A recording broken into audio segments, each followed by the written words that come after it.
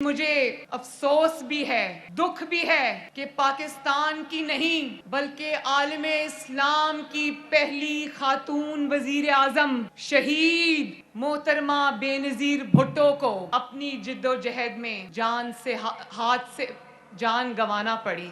Be be شہید کی موت کا زخم صرف آپ کے دلوں پر نہیں لگا، بی بی شہید کی موت کا دکھ صرف پیپلز پارٹی کو نہیں ہے، شہید بی بی کی موت کا زخم ہمارے دل پر بھی لگا ہے۔ جب ٹی وی پر یہ خبر آئی، دل دہلا دینے والی خبر آئی کہ محترمہ پر جان لیوا حملہ کیا گیا ہے، تو میرے والد نواز شریف کیونکہ اس وقت پنڈی میں موجود تھے تو وہ سیدھا سب سے پہلے اسپتال پہنچے۔ تو یہ خبر سن کر نہ صرف ان کی آنکھوں سے آنسو جاری ہو گئے بلکہ وہ باہر آئے اور پیپلز پارٹی کے جیالوں کو انہوں نے سینے سے لگایا اور ان کے دکھ کو ان کے ساتھ اسی وقت بانٹا۔ اور میں اس دن گھر سے باہر تھی کہیں لاہور میں، تو میری والدہ کا مجھے فون آیا اور انہوں نے کہا کہ مریم تم کہاں ہو؟ میں نے کہا کہ میں باہر ہوں۔ تو انہوں نے کہا گھر واپس آ جاؤ، بہت بڑا حادثہ ہو گیا ہے، بے نظیر بھٹو کی شہادت ہو گئی ہے۔ تو میں جب اپنے گھر واپس پہنچی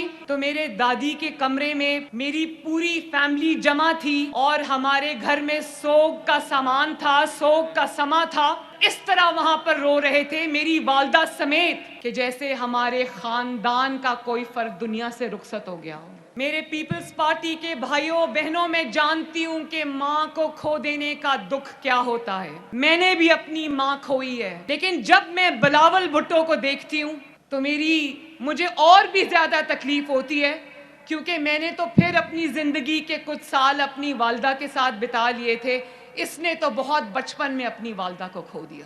ایک انسان جو 22 سال در بدر کی ٹھوکریں کھاتا رہا لیکن عوام نے اس کو گھاس نہیں ڈالی، پھر اسی کو اٹھا کر اس نالائق اور اس نااہل کو اٹھا کر ووٹ چوری کر کے ہمارے 22 کروڑ عوام کے سروں پہ مسلط کر دیا گیا۔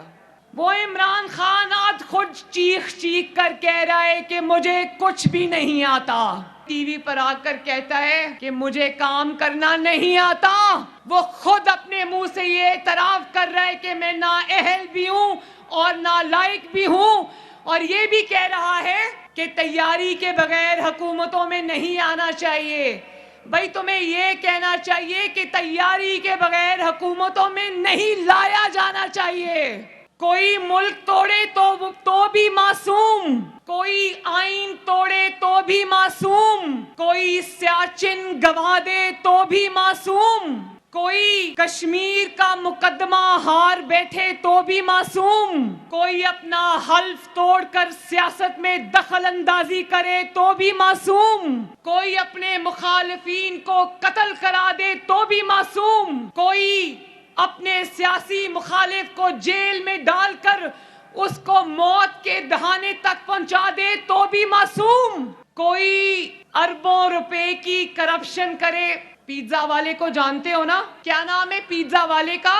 آواز نہیں آئی، اونچی بتاؤ کیا نام ہے پیزا والے کا؟ اور زور سے لاڑکانہ والوں کیا نام ہے پیزا والے کا؟ کوئی سرکاری ملازم ہو کر بھی اربوں خربوں روپے کے اثاثے بنا لے تو بھی معصوم، لیکن پھانسیاں ہوں تو سیاست دانوں کو ہوں، گولیاں اتریں تو سیاست دانوں کے سینوں اور سروں پر اتریں، 100 پیشیاں بھگتیں تو سیاست دان بھگتیں، جیل کی کال کوٹریوں میں موت کے دہانے تک پہنچا دیے جائیں تو سیاست دان پہنچا دیے جائیں، بہو بیٹیوں کو گھسیٹا جائے عدالتوں میں جیلوں میں تو سیاست دانوں کی بہو اور بیٹیوں کو گھسیٹا جائے، میڈیا پر سرکس لگے تو سیاست دانوں کے خلاف لگے، کردار کشی ہو تو صرف سیاست دانوں کی ہو، اور آئین کے قاتل اور بے نظیر بھٹو شہید کا قاتل مشرف، اس کو پاکستان میں لانے کی بات تک نہیں ہوتی، لیکن تمہاری نہ اتنی جرت ہے نہ تم میں اتنی غیرت ہے کہ تم بے نظیر بھٹو کے قاتل مشرف کو پاکستان لانا تو دور کی بات ہے، تم تو وہ بات بھی نہیں کر سکتے، اتنے ڈرپوک آدمی ہو۔ اور ایک